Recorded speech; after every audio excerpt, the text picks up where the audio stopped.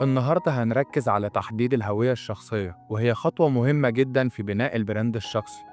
تحديد الهوية الشخصية بيساعدك تعرف منين انت وازاي تعبر عن نفسك بشكل واضح وجذاب. الهوية الشخصية هي مجموعة من القيم والمبادئ والمواهب اللي بتعبر عنك كشخص. هي الصورة اللي الناس بيشوفوك بيها والانطباع اللي بياخدوه عنك. تاني حاجة، فكر في الحاجات اللي بتهمك وبتؤمن بيها. إيه الحاجات اللي بتعتبرها جزء من شخصيتك؟ اعمل قائمة بالقيم اللي بتهمك زي الأمانة والاجتهاد والتعاون وغيرها من حاجات كتير. تالت حاجة، اعمل تقييم لنفسك واكتب كل الحاجات اللي بتعرف تعملها والحاجات اللي محتاج تطورها. ممكن تسأل ناس قريبين منك عن رأيهم في نقاط قوتك وضعفك.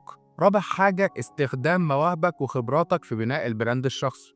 لو عندك مهارة في الرسم مثلا، اعمل تصاميم تعبر عنك. فكر في ازاي ممكن تستخدم خبراتك المهنية والحياتية في بناء صورة مميزة ليك.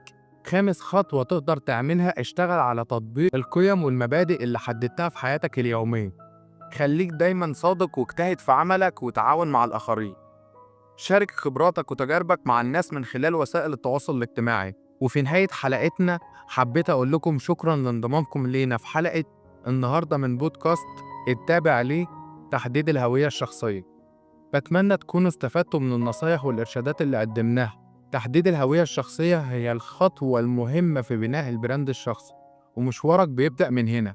لو الحلقة عجبتكم، ما تنسوش تشاركوها مع أصحابكم وزمايلكم. لحد الحلقة الجاية، اتمنى لكم التوفيق في رحلتكم لبناء البراند الشخصي ناجح.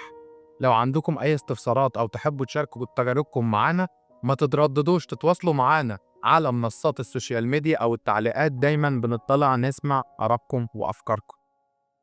سلام.